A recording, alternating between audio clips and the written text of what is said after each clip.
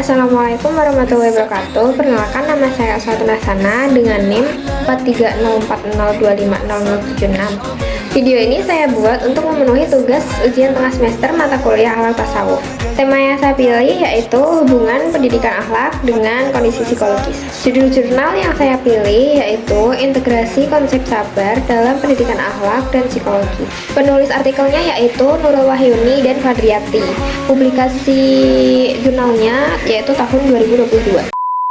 Pengertian akhlak senada dengan karakter, etika, dan moral. Namun pada akhlak terdapat corak agama yang menjadi tolak ukur dari baik buruknya tingkah laku atau perbuatan seorang. Sedangkan pendidikan yang bersumber dari kata didik berarti memberi bimbingan dan memelihara mengenai kecerdasan pikir dan akhlak. Oleh karena itu, disimpulkan bahwa pendidikan akhlak ialah kegiatan yang dilakukan guna membina dan melatih diri membiasakan sifat-sifat terpuji kepada diri peserta didik agar dapat diimplementasikan dalam kehidupannya. Salah satu akhlak terpuji yang harus ditanamkan dalam diri seseorang adalah sabar. Sabar secara bahasa dapat diartikan sebagai menahan atau mengendalikan diri. Konsep sabar seringkali dikaitkan dengan ajaran agama yang mendidik umatnya untuk memiliki sikap sabar. Namun, sabar juga sudah lama menjadi kajian dari psikologi dan sudah banyak penelitian-penelitian psikologi yang membahas mengenai sabar ini. Konsep sabar dalam kajian psikologi termuat dalam pembahasan psikologi positif sama seperti pembahasan pemaaf, kebersyukuran, kebahagiaan menjadi potensi dari sumber kebahagiaan manusia. Sabar diartikan sebagai usaha seseorang dalam mengendalikan dan mengatur dirinya agar selalu berbuat kebaikan. Tujuan dari jurnal ini yaitu yang pertama untuk memaparkan integrasi antara pendidikan akhlak yang berlandaskan ajaran Islam dengan psikologi mengenai konsep sabar. Yang kedua, untuk menunjukkan bagaimana konsep sabar tidak hanya sebagai nilai akhlak terpuji dalam pendidikan karakter, tapi juga memiliki implikasi dalam kajian psikologi, misalnya dalam mengendalikan jiwa, kesehatan mental, dan pembentukan kepribadian yang baik. Yang ketiga, karena belum banyak studi yang secara khusus mengkaji integrasi konsep sabar dalam pendidikan akhlak dan psikologi, artikel ini bertujuan mengisi kekosongan penelitian dalam bidang tersebut. Penelitian ini tergolong penelitian kepustakaan dengan memakai pendekatan kualitatif.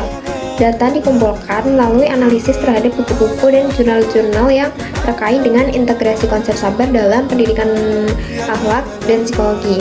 Adapun teknik analisis data yang digunakan adalah teknik analisis data yang memiliki 3 tahapan, yakni reduksi data, penyajian data, dan penarikan kesimpulan.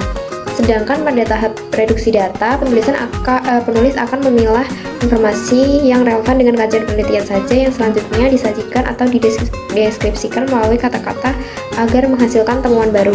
Kemudian penulis merumuskan kesimpulan sebagai verifikasi terhadap temuan penelitian. Adapun kelebihan dan kekurangan pada jurnal ini. Kelebihannya yaitu yang pertama, topik yang relevan dan penting. Yang kedua, konteks keilmuannya jelas. Terus yang ketiga, metodologi kajian pustaka yang sistematis. Yang keempat, temuan yang berguna secara praktis dan konseptual. Untuk kelemahannya, yang pertama ada terbatas pada studi literatur. Yang kedua, potensi kesulitan dalam implementasi praktis. Yang ketiga, generalitas tinggi tanpa pembatasan konseptual kuat. Jadi isi artikel ini tuh ngebahas tentang gimana konsep sabar bisa diintegrasikan antara pendidikan akhlak dan psikologi. Sabar dilihat bukan cuma sebagai nilai moral dalam Islam, tapi juga sebagai aspek psikologis yang membantu pengendalian diri, ketenangan, dan kesehatan mental.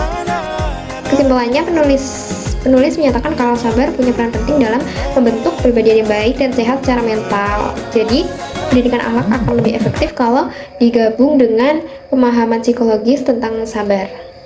Sekian, terima kasih. Wassalamualaikum warahmatullahi wabarakatuh.